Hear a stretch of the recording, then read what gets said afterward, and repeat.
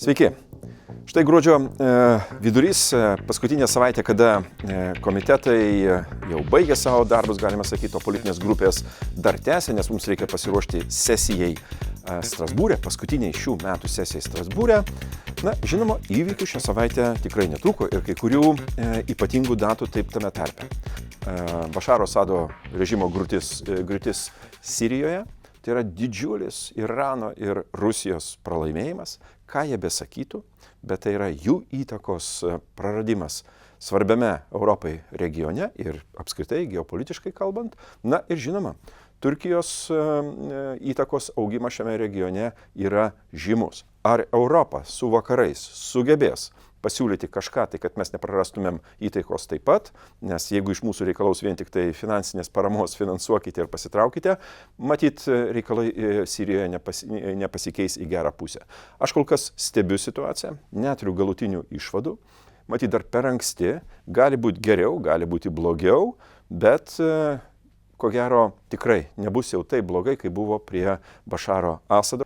Pastebimas Didžiosios Britanijos palaipsnis noras dirbti su ES, štai jų kancleris atsakingas už finansus apsilankė pirmas iki po išėjimo iš ES eurozonos finansų ministrų susitikime.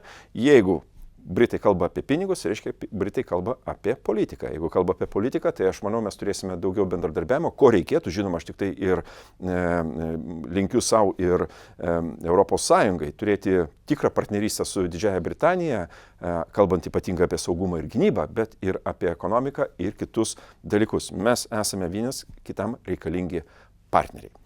Kągi, šią savaitę politiniam lygmenyje buvo sutarta, kad du komitetai, kurie šiuo metu yra pakomitečiai taip vadinami, tai yra saugumo ir gynybos bei sveikatos, pakyla savo kompetencijos, jie tampa normaliais komitetais, kitaip sakant, 20+2 bus 22 komitetai, bei bus sukūriami du specialūs komitetai, jų kompetencija yra skiriama metams, tiek jie per tokį laikotarpį jie turi pateikti savo rezultatus, tai yra prieš įtakas iš užsienio, kitaip sakant, rinkimų skaidrumas ir panašiai, vadinsis Europos demokratijos skydas, ir antras tai yra būsto reikalai, kadangi su būstu Europoje yra daug problemų. Jo ne tik trūksta, bet jis yra ir brangus, neprieinamas jaunoms šeimoms ir panašiai.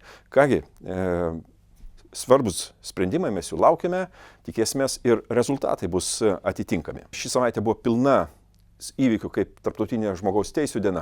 Teko dalyvauti ir pirmininkauti pakomitečio posėdyje, pamatyti daug iš tikrųjų žmogaus teisų gynėjų, o jų, ir tiesą sakant, bėdų žmogaus teisų srityje yra pačių įvairiausių, nuo iš tikrųjų autokratinių režimų nevaldomo šėlsmo, žmonių nustumimo nuo valdymo, pilietinių teisų suvaržymo iki labai praktinių socialinių ekonominių apribojimų arba, sakykime, susijusių su aplinkosaugos entuziastų ir rėmėjų teisų suvaržymų, daug visokių dalykų. Kitaip sakant, žmogaus teisės yra tas principas, ta politika, kur mes negalime trauktis į šalį. Mes privalome padėti visiems tiems, kaip ir mums buvo padėta prieš 90-uosius metus. Iš tikrųjų, žmogaus teisės buvo vienas iš pagrindinių principų. Per žmogaus teisės buvo parama valstybingumui atkurti, paskui reformoms ir panašiai. Mums padėjo, dabar mes turime padėti ir nenusigręžti nuo daugelio problemų, kurios vyksta beje ir mūsų pašonėje. Tai Baltarusija, tai yra pats, matyt, aiškiausias pavyzdys, kur žmogaus teisės yra antiek suvaržytos, kad kalėjimai pilni politinių kalinių.